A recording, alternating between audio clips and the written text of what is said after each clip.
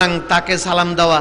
আজকে আমাদের দেশের কিতাবগুলোর মধ্যে আছে, ওই যে একটা কিতাব ওখানে মিলাদুন নবী কিতাব আমার কাছে আছে, তার মধ্যে এই দেশের মাটিতে বলা হয়েছে, আমাদের দেশের টেলিভিশনে বলা হয়েছে, এই 5-6টা টেলিভিশন তারা কিনেছে টাকা দিয়ে, কোটি কোটি টাকা দিয়ে কিনে। সেই টেলিভিশনে ঘোমটা দিয়ে লম্বা দাড়িওয়ালা হুজুর, দেখলে মনে হবে কত বড় বুজুর্গ। সেই বুজুর্গ বলছে, টেলিভিশনে বলছে, এটা ইন্টারনেটে চলে গেছে, আপনারা দেখবেন কি তারা বলছে, এখন মুসলমানদের মধ্যে নাল পূজা শুরু হয়েছে গো। নাল পূজা কি বলছে? নালাইন শরীফের পূজা, রাসূলুল্লাহর স্যান্ডেলের পূজা চলছে। স্যান্ডেল বুকে লাগায়, মুখে লাগায়, বুকে লাগায়, স্যান্ডেল মাথায় নেয়, এজন্য স্যান্ডেলের পূজা চলছে। এই মৌলভী সাহেব বুক ভরা দাড়ি, মাথায় ঘোমটা দিয়ে বলল যে রাসূলুল্লাহর নালাইনের পূজা আর হিন্দুদের লিঙ্গ পূজা সেম জিনিস, একই জিনিস। বাংলাদেশের টেলিভিশন এই কথা বলেছে, ইন্টারনেট খোলেন পাবেন আপনি, যে বলেছে নাল পূজা লিঙ্গ পূজা এক জিনিস। আর আমরা সুন্নিরা তকবীরে পাকা, ফালমাইরা প্যান্ডেলের উপরে জায়গা। আজও পর্যন্ত পারি নাই বাংলাদেশে 1 ঘন্টা সময় কিনে তাদের কথার জবাব দেবার। বাংলাদেশে পীর মুর্শিদের অভাব নাই, এই মাথা থেকে ওই মাথা আমি ঘুরছি, স্যান্ডেল ক্ষয় করছি। একজন কোন পীর, কোন দরবার বাংলাদেশে 1টা ঘন্টা সময় কিনে আমার নবীর কথা বলার সুযোগ করে দেয় নাই। আমি পাইনি আজ পর্যন্ত কাউকে। দিয়েছে কে? বিরাট সুফি সাহেব, উনি দিয়েছে জামাত ইসলামকে টাকা দিয়েছে, চিটাগঙ্গের ওখানে তাদেরকে টাকা দিয়েছে। 5 কল্লি টুপিওয়ালাদেরকে টাকা দিয়ে সাউতুল কোরআন অনুষ্ঠান করাচ্ছেন, খবর নাই যে উনি কাকে দিচ্ছেন। আজকে বিদআত বলা হচ্ছে, রাসূলুল্লাহর পরে 600 বছর পর মিলাদ আবিষ্কার হয়েছে। যে কথা শেখ ফাকিয়ানি বলে গেলেন, 600 বছর পর মিলাদ আবিষ্কার হয়েছে, এটা ইহুদিরা আবিষ্কার করেছে। সেই জন্য বিদআত, হুজুর সাল্লাল্লাহু আলাইহি সাল্লাম যে কাজটা সওয়াবের নিয়তে করেন নাই, সাহাবীরা করে নাই, সেই কাজটাই বেদাত। আর এই বেদাতের মধ্যে সবচেয়ে শক্ত বেদাত হুজুরের ওসিলা দিয়ে দোয়া করা। তারপরের বেদাত হলো ঈদে মিলাদুন নবী, তারপরের বেদাত হয়তো মিলাদ এবং কিয়াম, তারপরের বেদাত হলো যায়া ইসালে সওয়াব, তারপরের বেদাত হলো আর জন্য কবর জিয়ারত। এইসব হলো বেদাত। কোত্থেকে আসলো এই কথাটা? আজকে শুনুন, উনাদের কথাই আমরা মেনে নিলাম, রাইট, বেদাতের অর্থ আপনারা ঠিক করেছেন, ঠিক আছে, বেদাতের অর্থ এটাই, আমরাও মানি, রাইট। 1 নম্বর বেদাত কোরআন শরীফ। কোরআন শরীফে জের জবর পেশ হুজুর দেখেছেন, ওইটা 1 নম্বর বেদাত। 2 নম্বর বেদাত উনি বলেছেন মসজিদের মেহরাব মিনার ছিল না, এখন মেহরাব মিনার দিচ্ছেন, 2 নম্বর বেদাত। 3 নম্বর বেদাত, বুখারী, মুসলিম, তিরমিজি, আবু দাউদ, এগুলার নাম কি কোনো সাহাবী আর হুজুর শুনছিলেন কোনো সময়? 5 লক্ষ টাকা পুরস্কার আসেন, বলেন যে হাদিসগুলো এগুলো রাসূলুল্লাহর আমলে ছিল কি না? তাহলে ইলমে হাদিসের কিতাব বিদআত। এবার আসেন মাদ্রাসা বিদআত। রাসূলুল্লাহ এই ধরনের মাদ্রাসা করেছেন, দেখাইতে পারবেন? দাওরায়ে হাদিস পর্যন্ত, টাইটেল পর্যন্ত এগুলা হুজুর করেছেন? ছিল না, এগুলাও বেদাত। এরপরে আসেন ইমাম সাহেব। এমন কোন বাংলাদেশে ইমাম নাই যে বেদাত না। হ্যাঁ, ইমাম লাগবে, নোটিশ করলেন পত্রিকায়, 50 জন ইমাম আসলো, বোর্ড বসালেন, ইন্টারভিউ নিলেন, একজন ফার্স্ট করলেন, তাকে 5,000-10,000 টাকা বেতন ধার্য করলেন, মসজিদে রেখে দিলেন, 5 ওয়াক্ত নামাজ পড়াবে। বেতনটা দিবার সময় রেজিস্টার খাতার মধ্যে রেভিনিউ সই করে তারপরে বেতনটা দেন। আপনি বলুন, এই ধরনের ইমামের নিয়োগ সাহাবীরা দেখছেন আর রাসূলুল্লাহ দেখেছেন? বলেন। 5 লাখ টাকা পুরস্কার। বলেন তো দাঁড়ায় কেউ যে এই হুজুর এইরকম ইমাম নিয়োগ করছিল টাকা দিয়া? আছে কোথাও? নাই। তাহলে এটা কি বেদাত নয়? কি সাব্যস্ত? বলেন না কেন বেদাত নয় এটা? 2 নম্বর, 3 নম্বর, 4 নম্বর গেল। এবার আসেন পড়াশোনার মধ্যে মাদ্রাসা বোর্ড, বিফাকুল মাদারেস, মাদ্রাসা বোর্ড। হুজুরের সময়, সাহাবীর সময় মাদ্রাসা বোর্ড ছিল। মাদ্রাসা বোর্ড কি সওয়াবের জন্য না গুনার জন্য? সওয়াবের জন্য। হাদিস সওয়াবের জন্য না গুনার জন্য? সওয়াবের জন্য। প্যান্ডেল করে ওয়াজ নসিহত মাইক দিয়ে সওয়াবের জন্য না গুনার জন্য? এটাকে আমরা বেদাতিরা একলা করি না, তারাও করে। এটা একটা বেদাত। এতিমখানা লিল্লাহ বোর্ডিং এ যাকাত ফিতরার টাকা দিতে হইব, কোরআন শরীফে কোন জায়গায় লেখা আছে? বাইর করেন, 5 লাখ টাকা পাবেন।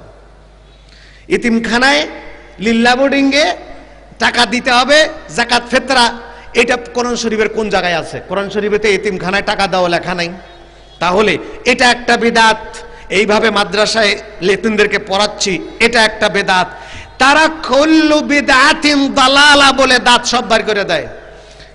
কিন্তু এ কথা বলে না যে কুলের জুস আছে, যে সব বেদাতই এক সমান নয়। এখন আসেন, এতগুলো বেদাত আমরা, আরে থাক না রে ভাই, ওটা কেন এরকম করেন? মানে কুল্লু বেদাতিন দালালা, সব বেদাত গুমরাহি। সব বেদাত যদি গুমরাহি হয়, তাদের হাদিস কুল্লু বিদআতিন দালালা, সব বেদাত যদি গুমরাহি হয়, 1 নম্বরে গুমরাহি হাদিস, 2 নম্বরে গুমরাহি মাদ্রাসা, 3 নম্বরে গুমরাহি ইমাম। গুমরা, তাহলে সব গুমরা হয়ে গেল, ইসলাম আছে তাদের কথা মতো নাই, শেষ, সব গুমরা, সব গুমরা। এবার আসেন, বেদাত কয় প্রকার? বিদআতে ওয়াজিবা, 1 নম্বর বেদাত অনিবার্য, যে বেদাত না করলে ইসলাম থাকবে না। অর্থাৎ মাদ্রাসা যদি না হইতো, মসজিদ যদি না হইতো, ইমাম সাহেব না হইতো, হাদিস শরীফ না হইতো, হাদিস পাইতাম কোথায়? এগুলো অনিবার্য বেদাত, এগুলো করতেই হবে, এগুলো না করলে ইসলাম থাকবে না। অথচ হুজুরের সময় এগুলো ছিল না।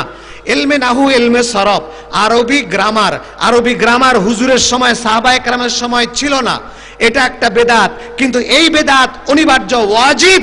এই বেদাত না করলে ইসলাম থাকবে না। নাউ সরফ না বুঝলে আরবি বুঝবে না, আরবি না বুঝলে কোরআন বুঝবে না, হাদিস বুঝবে না, কোরআন হাদিস না বুঝলে ইসলাম বুঝবে না, ইসলাম না বুঝলে কিসের আলেম সে? সেই জন্য নাউ সরফ বেদাত, অথচ বেদাতে ওয়াজিব। এবার আসেন, কিছু বেদাত আছে মুস্তাহাব, যেগুলো আমরা করি, যেমন এইটা করতেছি মুস্তাহাব। ঈদে মিলাদুন নবী করি, মুস্তাহাব। ঈদে মিলাদুন নবী, মিলাদ শরীফ আমরা ফরজ বলি না, ওয়াজিব বলি না, মুস্তাহাব বলি। মনে রাখবেন, মুস্তাহাব কাজের জন্য দলিলে কেতেই লাগে না। মুস্তাহাবকে হারাম ঘোষণা করতে হলে দলিলে কেতেই লাগে, কোরআন হাদিসের স্পষ্ট দলিল লাগে হারাম ঘোষণা করতে হলে। এখন আসেন, আরেকটা বেদাত আছে মুবাহ, যেটার কোনো নেকিও নাই, গুনাহও নাই। পান, তাম্বুল। তাম্বুল হুজুর চিনতেন না, সাহাবীরা তাম্বুল চিনত না, তাম্বুল শব্দ দিয়ে কোনো হাদিস কোরআনে কোথাও নাই। তাইলে পান খাওয়া এটাও বেদাত, কিন্তু গুনাহও নাই, নেকিও নাই। পান আমরা খাই না, না খাই? যারা কুল্লু বেদাতেন কইয়া বেটকি মারে, ওরা আরো পান খায় বেশি। পান খাইয়া দাঁড়ায় থাকে, পয়সা দিবার কেউ আছে কিনা ডাইনে বাঁয়ে দেখে। মাগনা খুর, মুফতি তো না, এরা মুফতি। মুফতি মানে হলো ফতোয়া দাতা, মুফতি মানে হলো মাগনা খুর। মাগনা খাইতে খাইতে এমন অভ্যাস। দেখুন, আজকে এগুলোকে বেদাত বলা হচ্ছে। এবার আসেন, আরেকটা বেদাত আছে মাকরু, যে বেদাতটা অপছন্দনীয়। আরেক বেদাত আছে হারাম, একটা বেদাত হারাম, বেদাতে সাইয়্যা। হুজুর বলেন, যারা বেদাতে হাসানার আবিষ্কার করলো, কিয়ামত পর্যন্ত যত মানুষ বিদআতে হাসানা করবে, সেই সওয়াব প্রথম যিনি আবিষ্কার করেছেন তিনি পাবেন। যদি কেউ বিদআতে সাইয়্যা আবিষ্কার করে, তাহলে কিয়ামত পর্যন্ত এই বিদআতে সাইয়্যা যিনি করবেন, যত গুনাহ হবে, সেটাও প্রথম ব্যক্তি পাবে। এখন আজকে আমাদের দোষ কেন? আমাদের দোষ দিয়ে তো লাভ নাই। আপনারা নিজেদের কিতাবগুলো নিজেরা খুলে দেখেন, মাওলানা আশরাফ আলী থানভী সাহেব কি বলেছেন। मौलाना अशरफ अली थानवी साहब इस्लाहुर रसूल में बोलेছেন, स्टेज बनाना, बखूर जलाना, शीरनी बांटना, इतर बांटना और ये सब, ये मिलाद इसके साथ हम भी है। अगर इसमें बिदात ना रहे तो बिदात की যে নারী পুরুষ একসঙ্গে মিলাদ পড়া, মিলাদও পড়া, হুক্কাও খাওয়া, বিড়িও খাওয়া, মিলাদও পড়ে, নামাজও পড়ে না, এগুলো হলো বিদাতি মিলাদ। আমরা কি এই ধরনের মিলাদ পড়ি? মিলাদ পড়ি, হুক্কা খাই, মিলাদ পড়ি, মেয়ে লোক নাচাই, মিলাদ পড়ি, নামাজ পড়ি না। এই ধরনের মিলাদের সাথে তো আমরাও নাই। সেই ইসলাহুর রসুম আজকে নতুন করে ছাপাইছে, নতুনটার মধ্যে এই কথাটুক বাদ দিয়ে ছাপাইয়া দিয়েছে। বাহ, এরা হলো কিতাব চোর। আজকের পৃথিবীতে শ্রেষ্ঠ মুহাদ্দিস যিনি, আমি তার নাম বলবো না, তিনি লিখেছেন মুসান্নাফে আব্দুর রাজ্জাক। সেটার মধ্যে হুজুর সাল্লাল্লাহু আলাইহি ওয়াসাল্লামের নূরের হাদিস বাদ দিয়ে নতুন করে হাদিস লিখে বিক্রি করতেছেন। তাহলে সুতরাং শেষ কথা এটা বলতে চাই, রাসূলুল্লাহ সাল্লাল্লাহু আলাইহি ওয়াসাল্লাম, মুনাফিকরা বলতো ওমিনান নাসে মান ইয়াকুলু আমান্না বিল্লাহি ওয়া বিল ইয়াউমিল আখির ওয়া মা হুম বিমুমিনিন।